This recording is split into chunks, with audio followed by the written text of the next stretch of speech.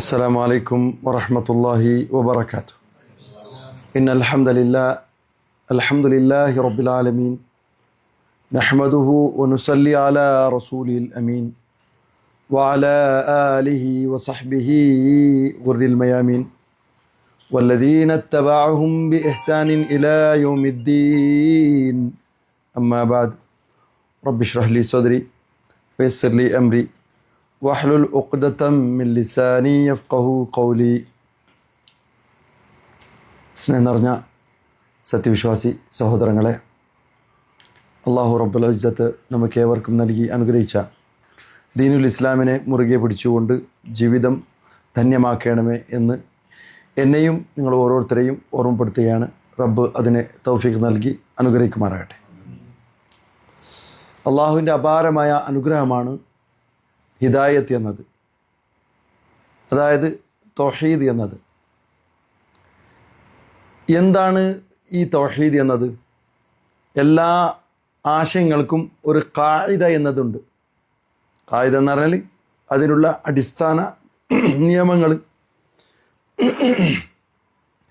ആ നിയമങ്ങൾ മനസ്സിലാക്കിയാലേ ഒന്നാമതായി അതിൽ നിന്ന് രക്ഷപ്പെടാൻ കഴിയൂ. അതല്ലെങ്കിൽ അതിൻ്റെ പ്രതിഫലം ആ കായിക തൗഹീദിൻ്റെ കായിക ഉൾക്കൊള്ളാനും ഷിർക്കിൻ്റെ കായിക മനസ്സിലാക്കി അതിൽ നിന്ന് രക്ഷപ്പെടാനും നമുക്ക് സാധിക്കും. ജനങ്ങൾ കൂട്ടത്തിൽ ആൾക്കാർക്ക് ഇഷ്ടമില്ലാത്ത സംസാരങ്ങളുടെ കൂട്ടത്തിലാണ് തൗഹീദ് എന്ന വാക്ക്. അല്ലെങ്കിൽ ഷിർക്കിനെ പറ്റി സംസാരിക്കുക എന്നത് ജനങ്ങൾക്ക് അത്ര അവർക്കത് സ്വീകരിക്കാൻ പ്രയാസം അനുഭവിക്കുന്നതായിട്ട് നമുക്ക് കാണാം.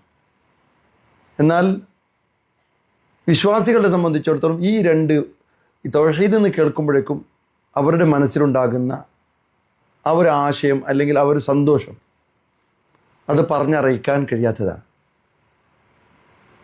ഒന്നാമത്തത് അല്ലാഹു സുബ്ഹാനഹു വ തആല പറഞ്ഞത് ഇങ്ങനെ പറയാനാണ്: അൽഹംദുലില്ലാഹില്ലദി ഹദാന ലിഹാദ വമാ കുന്ന ലിനഹ്തദിയ ലൗല അൻ ഹദാനല്ലാഹ്. നമ്മളെല്ലാ കാര്യത്തിലും സർവസ്തുതി പറയാറുണ്ട്, അൽഹംദുലില്ലാ. ചെറിയ പൈസ കിട്ടിയാലും അൽഹംദുലില്ലാ, ഒരു രോഗം സുഖപ്പെട്ടാലും അൽഹംദുലില്ലാ, നാട്ടിൽ തിരിച്ചെത്തിയാൽ അൽഹംദുലില്ലാ, ജോലി സ്ഥലത്തേക്ക് വീണ്ടും തിരിച്ചെത്തിയാലും അൽഹംദുലില്ലാ. അങ്ങനെ ചെറിയ ചെറിയ കാര്യങ്ങൾക്കും എങ്ങനെയുണ്ട്? ആരോഗ്യമുണ്ട്, അൽഹംദുലില്ലാ. അല്ലേ?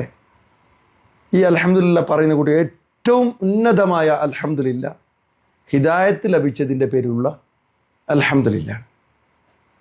നമ്മൾ സാധാരണ അൽഹംദുലില്ലാഹി റബ്ബിൽ ആലമീൻ എന്തിനു വേണ്ടി? അവിടെ ഒന്നുമില്ല, മുത്തലാഖായാണ്. ഏതൊന്നിനും എല്ലാറ്റിനും അൽഹംദുലില്ലാ. എന്നാൽ ഈ ഒരു അൽഹംദുലില്ലാ അള്ളാഹു പഠിപ്പിച്ചു തന്നു. എന്ത്? അൽഹംദുലില്ലാഹില്ലദീ ഹദാന. അള്ളാഹുവിനാകുന്നു സർവസ്തുതിയും. അവനാണ് ഈ ലിഹാദ, ഈ ദീനിലേക്ക് നമ്മെ കൈപ്പിടിച്ച് നടത്തിയത്. വമാ കുന്നാ ലിനഹ്തദിയ ലൗലാ അൻ ഹദാനല്ലാഹ്. അള്ളാഹു എങ്ങാനും ഹിദായത്ത് ചെയ്തില്ലായിരുന്നുവെങ്കിൽ നമ്മൾ ആരും ഹിദായത്തിലായേനെ ആകുമായിരുന്നില്ല. ഈ ഒരു കാര്യത്തിനാണ് നമ്മളെ സംബന്ധിച്ചിടത്തോളം ഏറ്റവും വലിയ അനുഗ്രഹമായിട്ട് നമ്മൾ എടുത്ത് കാണിക്കുന്നത്. അള്ളാഹു അതാണ് എടുത്ത് കാണിക്കുന്നത്. ശരി, അപ്പോൾ ആരെങ്കിലും നമ്മുടെ ആശയത്തെപ്പറ്റി, നമ്മുടെ വിശ്വാസത്തെപ്പറ്റി എന്തെങ്കിലും ഒരു ആശയക്കുഴപ്പമുണ്ടാക്കാൻ ശ്രമിച്ചാൽ ആ ആശയക്കുഴപ്പത്തിൽ നമ്മൾ അകപ്പെടാതെ രക്ഷപ്പെടാൻ എന്താണ് അതിനുള്ള മാർഗം? അതാണ് ഖായിദ, അതാണ് അടിസ്ഥാനം. അടിസ്ഥാനം ഉറച്ചതല്ല എങ്കിൽ, അടിസ്ഥാനം ശരിയില്ല എങ്കിൽ പിന്നെന്താ സംഭവിക്കുക?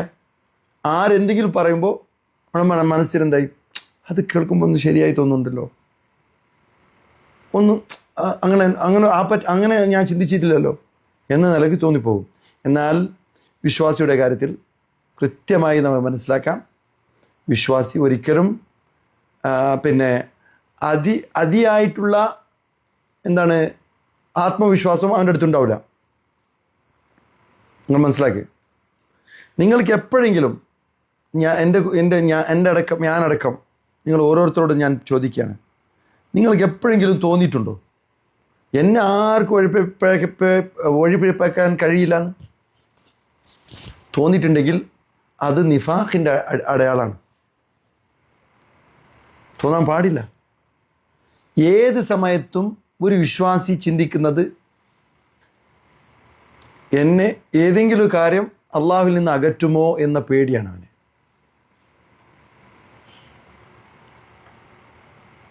ഒരു താബിയെ പറയാണ്, ഞാൻ 30ഓളം സഹാബികളെ കണ്ടിട്ടുണ്ട്. 30ഓളം സഹാബികളെ കണ്ടിട്ടുണ്ട്. അവരിൽ ഓരോരുത്തരും അവർ പേടിക്കുകയായിരുന്നു. അവരിൽ നിഫാഖ് വരുമെന്നോ പേടിക്കുന്നവരായിരുന്നു. അപ്പോൾ എങ്ങനെയാണ് നമുക്ക് തോന്നുക എൻ്റെ വിശ്വാസത്തിൽ യാതൊരു ഏറ്റക്കുറച്ചിലും സംഭവിക്കില്ല? അത് ഏത് ഉറപ്പാണ്? അതിൻ്റെ അർത്ഥം അങ്ങനെ വിശ്വസിക്കുന്നവൻ എനിക്കൊരു സംഭവം സംഭവിക്കില്ല എന്ന് വിശ്വസിക്കുന്നവൻ അത് മുർജിയാക്കളുടെ കൂട്ടത്തിൽ പെടുന്നവനാണ്. എന്ത് സംഭവിച്ചാലും നിങ്ങളുടെ നാവിലൂടെ ഷിർക്കോ കുഫറോ എന്തെങ്കിലും വന്നാൽ പോലും നിങ്ങൾ ലാ ഇലാഹ ഇല്ലല്ലാഹ് ചൊല്ലിയിട്ടുണ്ടോ, ഷഹാദത്ത് കലിമ ചൊല്ലിയിട്ടുണ്ടോ, അതുകൊണ്ട് നിങ്ങളുടെ ആശയത്തിനോ നിങ്ങളുടെ വിശ്വാസത്തിനോ ഒന്നും സംഭവിക്കില്ല എന്ന് വിശ്വസിക്കുന്ന ഒരു കൂട്ടത്തിലാണ് ആയി പോവുക. മറ്റൊന്ന് നിഫാഖാണ്, മുനാഫിഖാണ്.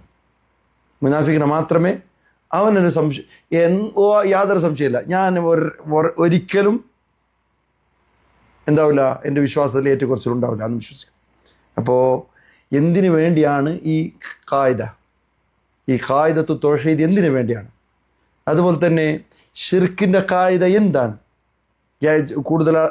ഒരുപാട് ആൾക്കാരെ ഈ വിഷയത്തിൽ എന്ത് ചെയ്യുന്നു? ആൾക്കാരെ ആശയക്കുഴപ്പത്തിലാക്കുന്നു. അതുപോലെ തന്നെ ഷിർക്കിൻ്റെ ആശയത്തിൽ ഷിർക്കിൻ്റെ മാന, അതിൻ്റെ അർത്ഥത്തെ പറ്റി എന്ത് ചെയ്യുന്നു? ആശയക്കുഴപ്പം ഉണ്ടാക്കുന്നു. അപ്പോൾ നമ്മൾ മനസ്സിലാക്കേണ്ടത് നമ്മുടെ ആശയത്തിലേക്ക് അല്ലെങ്കിൽ നമ്മുടെ ഖായിദയിലേക്ക് നമ്മൾ എന്ത് ചെയ്യുന്നു? നമ്മൾ മടങ്ങുന്നു. അതേതാ? അള്ളാഹുവിൻ്റെ കിതാബും പ്രവാചകൻ സല്ലല്ലാഹു അലൈഹി വസല്ലമിൻ്റെ സുന്നത്താണ്.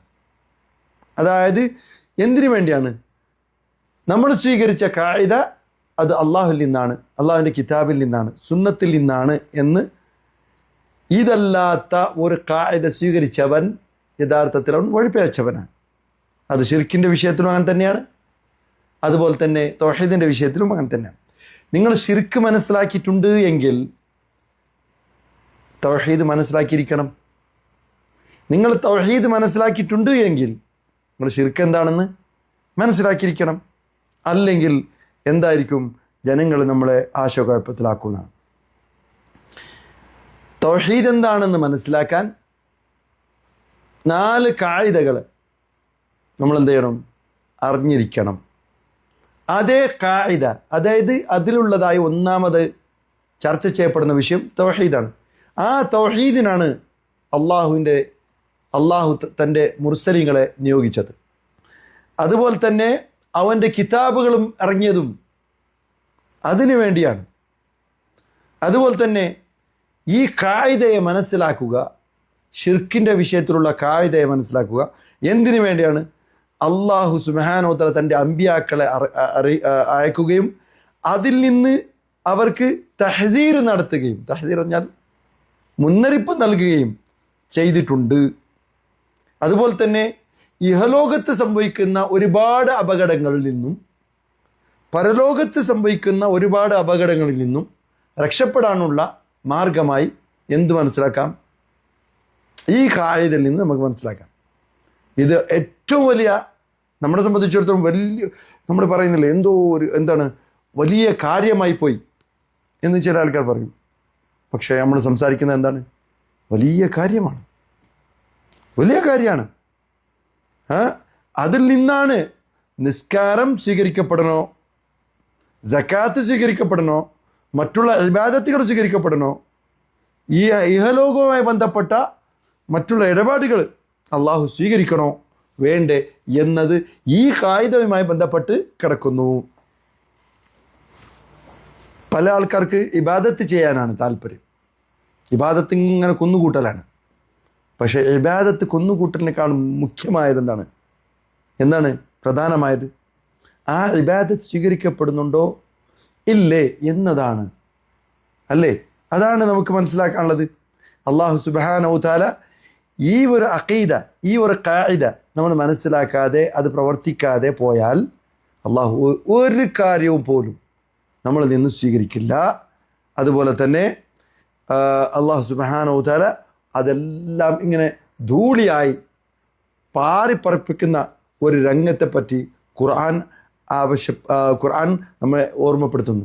വഖദിംനാ ഇലാ മാ അമിലു മിൻ അമലിൻ ഫജഅൽനാഹു ഹബാഅൻ മൻസൂറ. അവർ ചെയ്ത മിൻ അമലി എന്നാ പറഞ്ഞ, അത് ചെറുതാകട്ടെ വലുതാകട്ടെ. അതായത് ചില ആൾക്കാർ വിചാരിക്കും ഇത്ര വലിയ അമലിനെ തള്ളിക്കളയേണ്ടതുണ്ടോ, ചെറുതൊക്കെ കളഞ്ഞോട്ടെ. പക്ഷെ അള്ളാഹു സുബ്ഹാനഹു വ തആല മുത്ലഖായി അല്ലെങ്കിൽ നകിരായി പറഞ്ഞു, കൃത്യമായി ഏതെന്നല്ല, മൊത്തത്തിൽ അള്ളാഹു പറഞ്ഞു ഏത് അമലാണെങ്കിലും നാം അവൻ ചെയ്ത അല്ലെങ്കിൽ അവർ ചെയ്ത അവരുടെ അമലിലേക്ക് നാം തിരിയും. എന്നിട്ട് അള്ളാഹു എടുക്കുന്ന അടുത്ത സ്റ്റെപ്പ് എന്താണ്? ഫജഅൽനാഹു ഹബഅൻ മൻസൂറ. അതിനെ ധൂളിയായി പറപ്പിക്കുന്നതാണ്. സുബ്ഹാന റബ്ബി. അങ്ങനെ പോയി അള്ളാഹിന് മുന്നിൽ, അള്ളാഹ് ഞാൻ ഒരുപാട് അമൽ ചെയ്തു വന്നിരിക്കുന്നു, എൻ്റെ അമലിനെ ഒന്ന് പരിഗണിച്ചുകൊണ്ട് എന്നെ സ്വർഗത്തിലേക്ക് അയക്കണമേ എന്ന് ചോദിക്കുന്ന സന്ദർഭത്തിൽ നമുക്ക് ഉണ്ടാകുന്ന അനുഭവം അള്ളാഹു കാത്തുരക്ഷിക്കുമാറാകട്ടെ. ഒന്നുമില്ല എന്ന് അള്ളാഹു പറയുകയാണെങ്കിലോ ഇനിയൊരിക്കൽ തിരിച്ചു പോകാൻ റബ്ബിർജിഊൻ.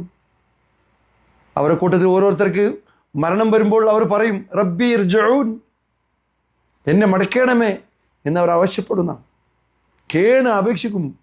എന്നിട്ട് അള്ളാഹു സുബ്ഹാനഹു വ തആല പറഞ്ഞെന്താണ്? ഇല്ല, നിൻ്റെ ഒരു അമലും അള്ളാഹു സ്വീകരിക്കില്ല.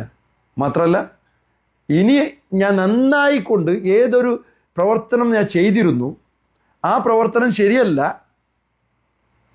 ഞാൻ എന്ത് ചെയ്യും? പുതുതായിട്ട് ഞാൻ എന്ത് ചെയ്യും? പ്രവർത്തിക്കുമെന്ന് അവൻ പറയുന്നതാണ്. അള്ളാഹു പറഞ്ഞു ഇല്ല, ഒരിക്കലുമില്ല. അപ്പോൾ നമ്മൾ മനസ്സിലാക്കുക, ഈ 4 ഖായിദകൾ നമ്മൾ പഠിക്കാൻ പോവാണ്. അതിൽ അതിലുണ്ട് ഓരോ വ്യക്തി, ഒരു പഠിതാവ്, ആ പഠിതാവിന് ആവശ്യമുള്ള ഏറ്റവും അടിസ്ഥാനപരമായ കാര്യങ്ങളാണ് അതിൽ പഠിപ്പിക്കുന്നത്. അതായത് ഇങ്ങനെ പറയുന്നുണ്ട്, അസ്അലുല്ലാഹൽ അലീം, അള്ളാഹുവിനോട് ഒരു പഠിതാവ് പറയാണ്, അസ്അലുല്ലാഹൽ അലീം, അള്ളാഹുവിനോട് ഞാൻ ചോദിക്കുകയാണ്, മഹാനായ അള്ളാഹുവിനോട്, റബ്ബുൽ അർശിൽ കരീം, മാന്യമായ സന്മാന്യമായ അർഷിൻ്റെ ഉടമസ്ഥനായ അള്ളാഹുവിനോട്. അതായത് ഷേഖ്, നിങ്ങളെല്ലാവരും പഠിതാക്കളാണ്, പഠിതാക്കളോട് പറയാണ്, ഞാൻ അള്ളാഹുവിനോട് ചോദിക്കുക നിങ്ങൾക്ക് വേണ്ടി എന്താണ്? അയ്യതവല്ലാക, അള്ളാഹു നിങ്ങളെ ഏറ്റെടുക്കട്ടെ. ഒരു ഉസ്താദ് തൻ്റെ ശിഷ്യന്മാരോട് പറയുന്ന രൂപത്തിൽ, അതായത് നിങ്ങളോട് ഞാൻ പറയുക, നിങ്ങൾ ഈ പഠിക്കാൻ താല്പര്യപ്പെടുന്നുണ്ടല്ലോ, അയ്യതവല്ലാക, നിങ്ങളെല്ലാവരെയും അള്ളാഹു ഏറ്റെടുക്കട്ടെ, നിങ്ങളുടെ കാര്യങ്ങളൊക്കെ എളുപ്പമാക്കട്ടെ. ഫിദ്ദുനിയ, ഇഹലോകത്ത് വെച്ചും വൽ ആഖിറ, പരലോകത്ത് വെച്ചും നിങ്ങളുടെ കാര്യങ്ങളെല്ലാം ആരെ ഏറ്റെടുക്കേണ്ടത്? അള്ളാഹു ഏറ്റെടുക്കട്ടെ. പറയുക ആമീൻ, ആമീൻ. അതുപോലെ തന്നെ വഅൻ യജഅലക മുബാറകൻ, നിങ്ങൾ ഈ ഒരു നല്ല ഒരു കാര്യത്തിലാണ് പുറപ്പെട്ടത്. നിങ്ങൾ എന്തിനു വേണ്ടി പുറപ്പെട്ട്? അള്ളാഹിൻ്റെ ദീൻ പഠിക്കാനാണ്. ആ ദീൻ പഠിക്കാൻ നിങ്ങൾ പുറപ്പെട്ട നിങ്ങൾക്ക് എന്താവട്ടെ? നിങ്ങൾ അള്ളാഹു മുബാറക്കാക്കട്ടെ. സാധാരണ ചില ആൾക്കാർക്ക് മുബാറക്ക് എന്ന് പേരുണ്ടാവും, പക്ഷെ ബറക്കത്തിൻ്റെ ഒരു പണിയും ചെയ്യില്ല. പക്ഷെ നിങ്ങളെന്താവണം? നിങ്ങൾക്ക് മുബാറക്ക് എന്ന പേരില്ലെങ്കിൽ പോലും നിങ്ങൾ എന്താകണം? മുബാറക്കിങ്ങളാകണം, ബറക്കത്തുള്ളവരാകണം. അള്ളാഹു നിങ്ങൾ ആ ബറക്കത്തിൻ്റെ കൂട്ടത്തിൽ ബറക്കത്തുള്ളവരുടെ കൂട്ടത്തിൽ കൂട്ടട്ടെ. ആമീൻ. ഐനമാ കുൻത, നിങ്ങൾ ഇവിടെ പഠിക്കുകയാണോ അല്ലെങ്കിൽ വേറെ സ്ഥലത്ത് പഠിക്കുകയാണോ, ഏത് സ്ഥലത്ത് വെച്ച് നിങ്ങൾ ദാവത്തിൻ്റെ പ്രവർത്തനത്തിൽ ഏർപ്പെട്ടിട്ടുണ്ടോ എങ്കിൽ നിങ്ങൾക്ക് അള്ളാഹു സുബ്ഹാനഹു എന്താക്കട്ടെ, ബറക്കത്തുള്ളവരാകട്ടെ, ആക്കട്ടെ. പിന്നെ എന്നിട്ട് ഷേഖ് പറയാണ്, വഅയ്യജഅലക മിമ്മൻ ഇദാ ഉതിയ ശകർ. ഒരു പഠിക്കാൻ വരുന്ന വിദ്യാർത്ഥിയോട് ഒരു ഉസ്താദ് പ്രാർത്ഥിക്കുകയാണ്, എന്ത്? അള്ളാഹു നിങ്ങളെ നിശ്ചയിക്കട്ടെ, നിങ്ങളെ അങ്ങനെ ആക്കട്ടെ. എങ്ങനെ ആക്കട്ടെ? മിമ്മൻ ഇദാ ഉതിയ, ഏതെങ്കിലും ഒരു കാര്യം നിങ്ങൾക്ക് കിട്ടിയാൽ, ഏതെങ്കിലും ഒരു അനുഗ്രഹം നിങ്ങൾക്ക് ലഭിച്ചാൽ, ശകറ. പറയും ശകറ. എന്ത് ശകറ? നന്ദിയുള്ളവർ, നന്ദി പ്രകടിപ്പിക്കുന്ന ആൾക്കാരുടെ കൂട്ടത്തിൽ നിങ്ങൾ ഉൾപ്പെടുത്തട്ടെ. ആമീൻ. അതുപോലെ തന്നെ വൈദോ ബുത്തുലിയ സബർ, എന്തെങ്കിലും കാര്യത്തിൽ അള്ളാഹു നിങ്ങളെ പരീക്ഷിച്ചാൽ സബർ ചെയ്യുന്നവരുടെ കൂട്ടത്തിൽ അള്ളാഹു നിങ്ങൾ ഉൾപ്പെടുത്തട്ടെ. ആമീൻ. വൈദ അജ്നബ, തെറ്റ് ചെയ്താൽ, പാപം ചെയ്താൽ, ഇസ്തഗ്ഫർ, എന്ത് ചെയ്യും? അള്ളാഹുവിനോട് പൊറുക്കലിന് ചോദിക്കുന്നവരുടെ കൂട്ടത്തിൽ അള്ളാഹു നിങ്ങൾ ഉൾപ്പെടുത്തട്ടെ. അതാണ് ഈ പറഞ്ഞ കാര്യങ്ങളാണ്. എന്തൊക്കെയാണ് പറയും? നിങ്ങൾ ഒരു എന്തെങ്കിലും ലഭിച്ചാൽ ശുക്ർ ചെയ്യുന്നവരാകണം. എന്തെങ്കിലും പരീക്ഷിക്കപ്പെട്ടാൽ നിങ്ങൾ സബർ ചെയ്യുന്നവരാകണം. പിന്നെ നിങ്ങൾ തെറ്റ് ചെയ്താൽ ഇസ്തിഗ്ഫാർ ചെയ്യുന്നവരാകണം. ഇതാണ് നിങ്ങളുടെ ഈ ലോകത്തിലെ ഈ ജീവിതത്തിൽ, ഐഹിക ജീവിതത്തിലെ ഏറ്റവും വലിയ സന്തോഷം ഇതിലടങ്ങിയിരിക്കുന്നു. ചില ആൾക്കാരെന്ത് പറയും?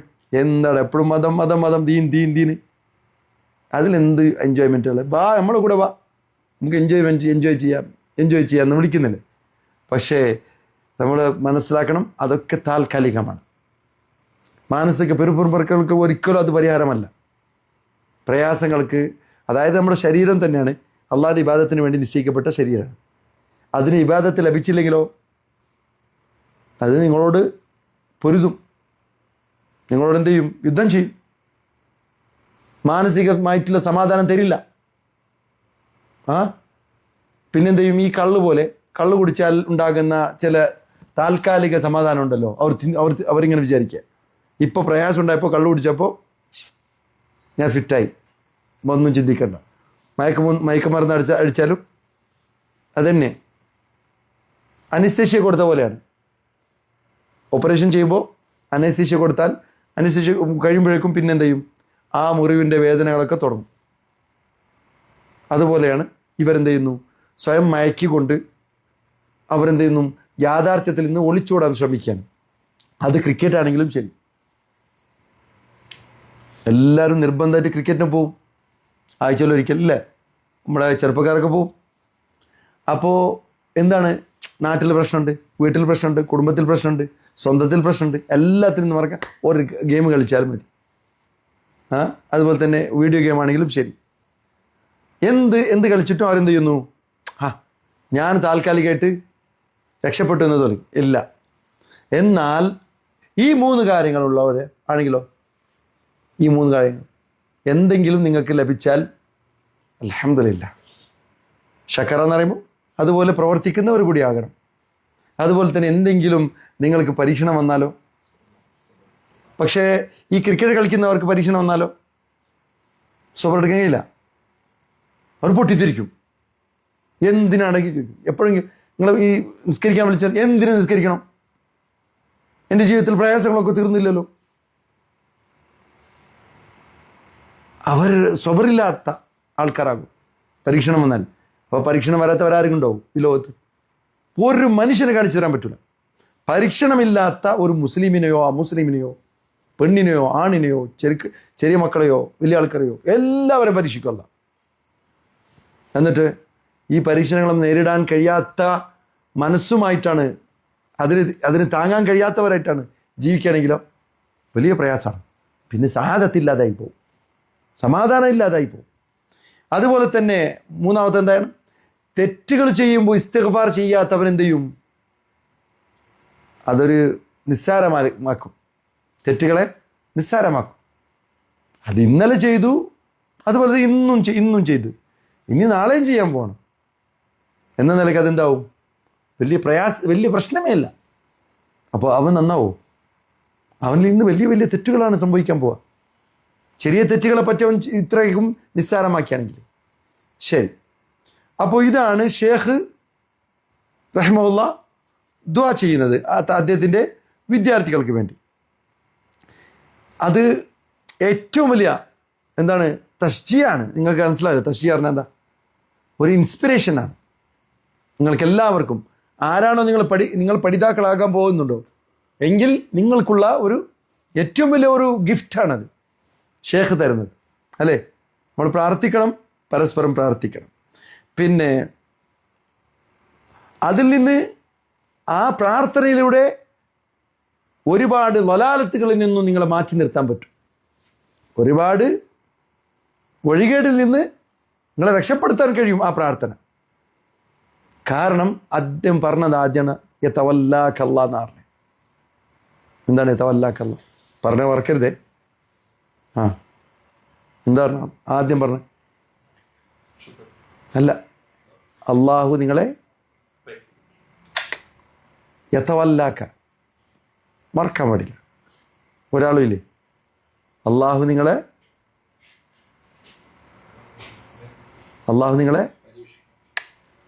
അല്ല, ഒരു പ്രാർത്ഥന പരീക്ഷിക്കട്ടെ എന്ന് പറയാൻ പറ്റും.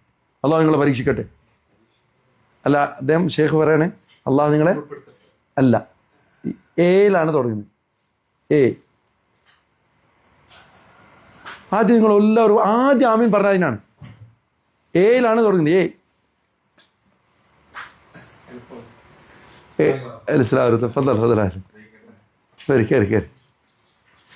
അള്ളാഹു നിങ്ങളെ ഏറ്റെടുക്കട്ടെ എന്നാണ്. എന്താ പറഞ്ഞത്? അള്ളാഹു അപ്പോഴേക്കും പ്രശ്നം അള്ളാഹു നിങ്ങളെ ഏറ്റെടുക്കട്ടെ എന്നാണ്. അള്ളാഹു ഏറ്റെടുത്ത് ഫജ്ർ നിസ്കാരം ഇല്ലാത്തവന്റെ കാര്യത്തിൽ എന്താ പറഞ്ഞേ? ഒരാൾ അള്ളാഹു ഫജ്ർ നിസ്കാരത്തിന് പോയി എന്ന് വിചാരിക്കാം, ഫഹുവ ഫീ ദിമ്മത്തില്ല എന്നാണ്. അള്ളാഹു ഏറ്റെടുത്തു. അതുപോലെ തന്നെ അള്ളാഹുവിൻ്റെ ദീൻ പഠിക്കാൻ നിങ്ങൾ ഒരുമിച്ച് കൂടിയാൽ എന്താ സംഭവിക്കുക? അള്ളാഹു ഏറ്റെടുക്കും. ദുനിയാവിലും ആഖിറത്തിലും അള്ളാഹു ഏറ്റെടുക്കും നിങ്ങളെ, ഇല്ലേ? പ്രാർത്ഥന അള്ളാഹു സ്വീകരിക്കുന്നല്ലേ? നിങ്ങൾ അള്ളാഹുവിനോട് പ്രാർത്ഥിക്കണം. എങ്ങനെ? ഞാൻ നിങ്ങൾക്ക് വേണ്ടി പ്രാർത്ഥിക്കുകയാണ്, അള്ളാഹു വേണമെങ്കിൽ ഏറ്റെടുക്കട്ടെ, എല്ലാം കിട്ടട്ടെ, അങ്ങനെയാണോ? നിങ്ങൾ അള്ളാഹുവിനോട് പ്രാർത്ഥിക്കണം. വഅൻതും മൂഖിനീന ബിൽ ഇജാബ, ഉത്തരം ലഭിക്കുമെന്നുള്ള ഉറപ്പോട് കൂടിയാണ്. ചില ആൾക്കാർ പറയട്ടെ അള്ളാഹു സുഖപ്പെടുത്തട്ടെ, ഇൻഷാ അള്ളാഹ് സുഖപ്പെടുത്തട്ടെ. പറയാൻ പാടില്ല, തെറ്റാണത്. ഇൻഷാ അള്ളാഹ് അള്ളാഹു ഉദ്ദേശിച്ചാൽ അള്ളാഹു നിങ്ങൾ സുഖപ്പെടുത്തും എന്ന ഉറപ്പ് പറയണം. അതുപോലെ തന്നെ ഞാനിവിടെ ഉദ്ദേശിക്കുന്നത്, ഞാൻ നിങ്ങൾക്ക് വേണ്ടി പ്രാർത്ഥിക്കുകയാണ്. എന്തിന്? അള്ളാഹു നിങ്ങളെ ഏറ്റെടുക്കട്ടെ, ഇൻഷാ അള്ളാഹ് ഏറ്റെടുക്കും എന്നല്ല, അള്ളാഹു ഏറ്റെടുക്കും തന്നെ. ഇതിനില്ല എന്നാ പറയേണ്ടപ്പോൾ അള്ളാഹിൻ്റെ ഇതിനോട് കൂടി, അള്ളാഹിൻ്റെ സമ്മതത്തോടു കൂടി, അള്ളാഹുവിൻ്റെ അനുവാദത്തോടു കൂടി അള്ളാഹു ഏറ്റെടുക്കും എന്ന് പറയലാണ്. അള്ളാഹു ഒരു അടിമയെ ദുനിയാവിലും ആഖിറത്തിലും ഏറ്റെടുത്താൽ പിന്നെ അള്ളാഹുവിലേക്ക് എത്താൻ യാതൊരു തടസ്സങ്ങളും ഉണ്ടാവില്ല. ഏതെങ്കിലും നിലക്കുള്ള പിന്നെ നിർബന്ധിക്കേണ്ട കാര്യവുമില്ല. ഒരു ക്ലാസ്സിന് വിളിച്ചാൽ നിങ്ങൾക്ക് വരാനുള്ള പ്രയാസം ഉണ്ടാവില്ല. അള്ളാഹു ഏറ്റെടുത്തു. എല്ലാ കാര്യങ്ങളും, എല്ലാ ബിസികളും, എല്ലാ തിരക്കുകളെയും ഒഴിവാക്കിക്കൊണ്ട് നിങ്ങൾ ഈ ക്ലാസ്സിലേക്ക് എത്താൻ നിങ്ങൾക്ക് ഒരു തടസ്സം ഉണ്ടാവില്ല. എന്താ കാരണം? അള്ളാഹു ഏറ്റെടുത്ത് നിങ്ങൾ. മനസ്സിലായില്ലേ? അല്ലാത്തവനെ വിളിച്ച് എത്ര ബുദ്ധിമുട്ടേണ്ടി വരുന്നുണ്ട്. കാരണം അള്ളാഹു ഏറ്റെടുത്തിട്ടില്ല. മനസ്സിലായുണ്ടോ? അള്ളാഹു പറയുകയാണ് ഇതിന് ബന്ധപ്പെട്ട്, അല്ലാഹു വലിയുല്ലദീന ആമനൂ, അള്ളാഹു ആണ് ഈമാനുള്ളവരുടെ വലി. എന്താണ്? ചങ്ങാതി, ഏറ്റെടുത്തവൻ, സംരക്ഷകൻ. അള്ളാഹു വലിയുല്ലദീന ആമനു. എവിടെ ഇത് സൂറത്ത് നിങ്ങൾ നോക്കണം, സൂറത്തുൽ ബഖറയിലെ ആയത്തുൽ കുർസി കഴിഞ്ഞിട്ട് ലാ ഇക്റാഹ കഴിഞ്ഞിട്ട് അടുത്ത ആയത്താണ് ഇത്. അള്ളാഹു വലിയുല്ലദീന ആമനു, അള്ളാഹു സത്യവിശ്വാസികളുടെ ഈമാനുള്ളവരുടെ വലിയാണ്.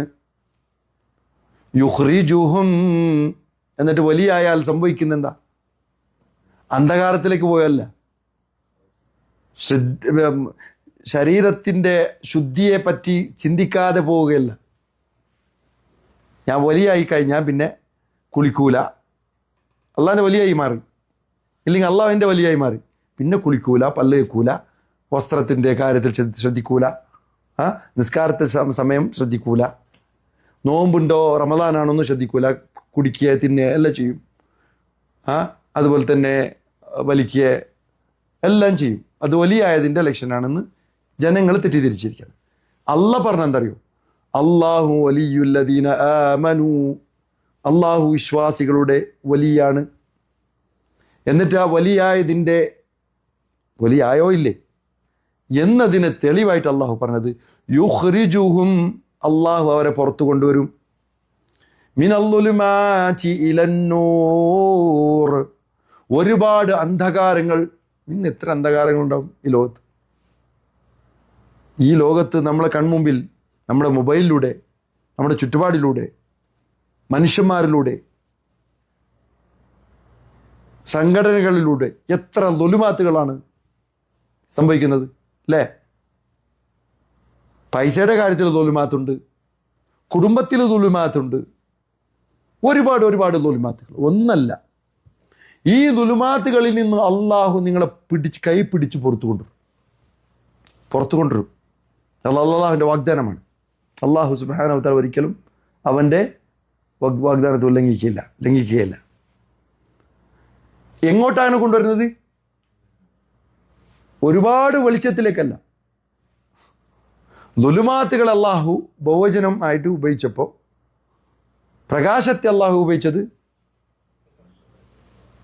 ഒരൊറ്റ നൂറായിട്ടാണ് പറഞ്ഞത്.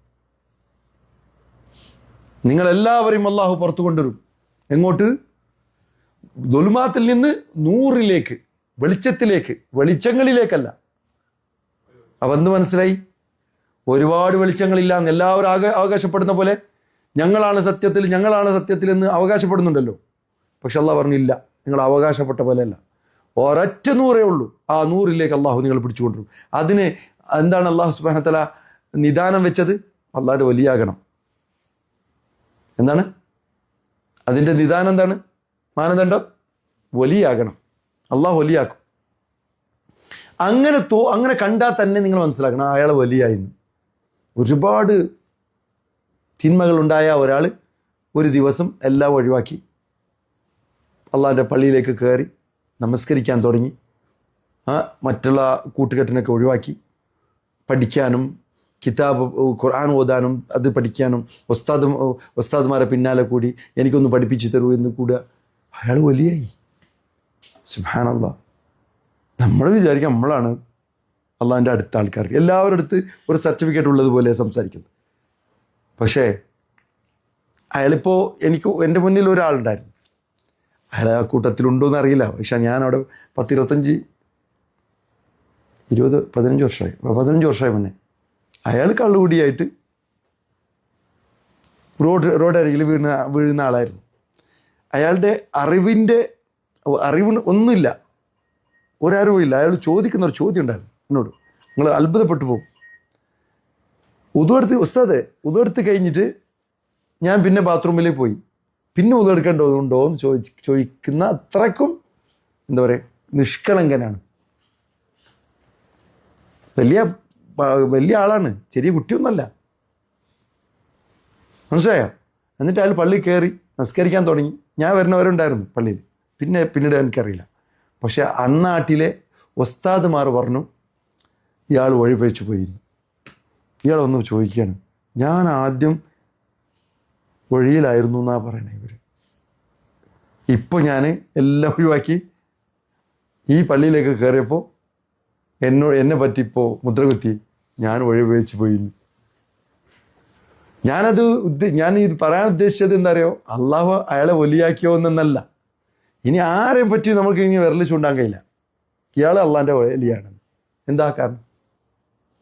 നമ്മളൊരു സാധാരണക്കാരല്ലേ. നമ്മളൊന്നും അള്ളാഹിൻ്റെ കണ്ണിൽ എന്താണെന്ന് അറിയില്ലല്ലോ. നമ്മൾ ഒരു സാധാരണ. എൻ്റെ സുഹൃത്ത് ഇയാൾ ആണ് എങ്കിൽ ഞാനല്ലേ പറയേണ്ടത്? എൻ്റെ കൂട്ടുകാരൻ ഇയാളാണെന്ന് നിങ്ങളാണോ പറയേണ്ടത്? ഞാൻ തീരുമാനിച്ചിട്ടേ ഇല്ല ഇയാൾ എൻ്റെ കൂട്ടുകാരനാണെന്ന്. ഇയാൾ എൻ്റെ കൂട്ടുകാരനാണ്, അൽഹംദുലില്ലാ. ഞാൻ പറയാം, ഇയാൾ എൻ്റെ കൂട്ടുകാരനാണെന്ന് ഞാൻ തീരുമാനിച്ചിട്ടേ ഇല്ല. എങ്കിൽ മറ്റാൾക്കാരാണോ തീരുമാനിക്കുന്നത് ഇയാൾ എൻ്റെ വലിയാണെന്ന്? അതുപോലെ അള്ളാഹു ആരാണ്? അള്ളാഹിൻ്റെ വലിയാണ് ആരാണെന്ന് അള്ളാഹു അല്ലേ തീരുമാനിക്കണ്ടേ? അള്ളാഹു ആരെങ്കിലും പേര് അറിയിച്ചിട്ടുണ്ടോ ഖുർആനിൽ? പ്രവാചകൻ സല്ലല്ലാഹു അലൈഹി വസല്ലം അല്ലാത്ത, അല്ലെങ്കിൽ മറ്റുള്ള അംബിയാ മുർസലിങ്ങളല്ലാത്ത പേരുകൾ പറഞ്ഞിട്ടുണ്ടോ?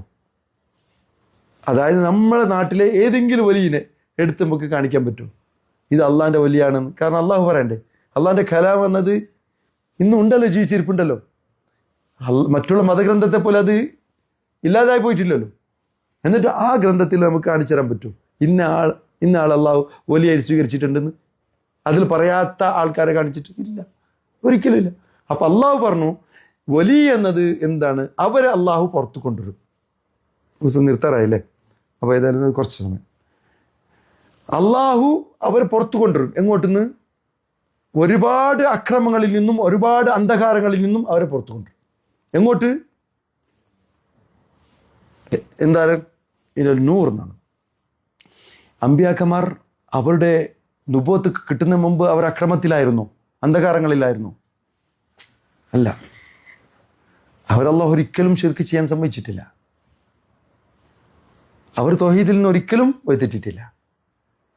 ഒരു നബിയും ശിർക്ക് ചെയ്തവരെ പിന്നീട് അവർ നന്നായി വന്നു എന്നല്ല. അപ്പോൾ ഇതാരെ പറ്റിയാണ്? അമ്പിയാക്കളല്ലാത്ത മുർസലിങ്ങളല്ലാത്തവരെ പറ്റിയല്ലേ പറയുന്നത്. അപ്പോൾ ഒന്നുകിൽ നിങ്ങൾ അള്ളാഹുവിൻ്റെ വലിയാണ്, ഇല്ലെങ്കിൽ നിങ്ങൾ ശൈത്താൻ്റെ വലിയാണ്. രണ്ടിൻ്റെ ഇടയിൽ ഒന്നുമില്ല കേട്ടോ. നിങ്ങൾ തീരുമാനിക്കുക നിങ്ങൾ ഏതിൻ്റെ വലിയാണെന്ന്, ആരുടെ വലിയാണെന്ന് നിങ്ങൾ തീരുമാനിക്കുക. ഒന്നുകിൽ നിങ്ങൾ അള്ളാഹിൻ്റെ വലിയാണ്, ഇല്ലെങ്കിൽ ശൈത്താൻ്റെ വലിയാണ്. അപ്പോൾ അള്ളാഹു പറഞ്ഞു ശൈത്താൻ്റെ വലിയകളെ പറ്റി പറഞ്ഞു. അടുത്തത് വല്ലദീന കഫറു, അവിശ്വാസികളാണെങ്കിലോ ഔലിയാഉഹും, അവരുടെ ഔലിയാക്കൾ ഒന്നല്ല. നമ്മുടെ ഔലിയാരാണ്? ഒരുത്തനായ അള്ളാഹു. വിശ്വാസികളുടെ വലിയ എത്ര? അള്ളാഹു. എന്നാൽ കാഫിരിങ്ങളുടെ വലികൾ എത്രയാണ്? വലികൾ ഔലിയാകളാണ്. എത്രയാണ്? ഒരുപാട്. എന്നിട്ട് അതിൽ താഗൂത്താണ് ഏറ്റവും വലിയവൻ. താഗൂത്ത്, ഷയാത്തീൻ, ഷെയ്ത്താനാണ്. അവർ യുഖ്രിജുഹും, ഈ അവരുടെ സ്വന്തം കൂട്ടുകാരെ അവരെന്ത് ചെയ്യും? പുറത്തു കൊണ്ടുവരും. മിനന്നൂരി ഇലൽ ദുൽമാത്ത്. നിങ്ങൾ വഴിതെറ്റിയത് ഒരുപാട് നല്ല കാര്യങ്ങളിൽ നിന്നല്ല, ഒരുപാട് ഇസ്ലാമിൽ നിന്നല്ല. ഇസ്ലാം ഒന്നേ ഉള്ളൂ. ഒരു ഇസ്ലാമിൽ നിന്ന് അവരെ പുറത്തു കൊണ്ടുവന്നു. എങ്ങോട്ട്? ഇലൽ ദുൽമാത്ത്, ഒരുപാട് അനിസ്ലാമികതയിലേക്ക്.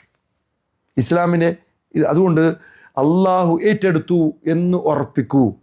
നിങ്ങൾക്ക് തോന്നണം ഇനി മുതൽ എനിക്ക് ഫജ്ർ നിസ്കാരത്തിന് എഴുന്നേൽപ്പിക്കാൻ ആരുടെ ആവശ്യമില്ല.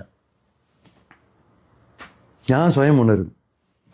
നിങ്ങൾക്ക് തോന്നണം. തോന്നിയാൽ അൽഹംദുലില്ലാഹില്ലദി ഹദാനാ ലിഹാദാ പറയണം. അതുപോലെ തന്നെ നിങ്ങൾക്ക് അതിനുള്ള സൗകര്യങ്ങൾ നിങ്ങൾ ഉണ്ടാക്കും. ഉദാഹരണം, നിങ്ങൾ എന്ത് ചെയ്യും? എഴുന്നേൽക്കാൻ വേണ്ടിയിട്ട് അലാറം ഒക്കെ വെക്കും. ജോലിക്ക് പോകാനല്ല. ജോലിക്ക് പോകുന്നത് ഫജ്ർ സമയത്താകണം എന്നില്ലല്ലോ. അപ്പോൾ നിങ്ങൾ അതിനു വേണ്ടി അലാറം വെക്കും. അലാറം വെച്ചുകൊണ്ട് നിങ്ങൾ എഴുന്നേൽക്കുകയും ചെയ്യും. അല്ലെങ്കിൽ ഒന്നൊന്ന് തട്ടി ഉണർത്തണേ എന്ന് പറഞ്ഞിട്ട് ആ പറയുന്ന ആ വാക്ക് പോലും എന്താണ്? തൗഫീഖാണ്, അള്ളാഹുവിൻ്റെ പ്രത്യേക സഹായമാണത്. അപ്പോൾ അതുകൊണ്ട് അള്ളാഹു ഏറ്റെടുത്തു കഴിഞ്ഞാൽ അള്ളാഹു ആ ഒരുപാട് ദുൽമാത്തിൽ നിന്ന്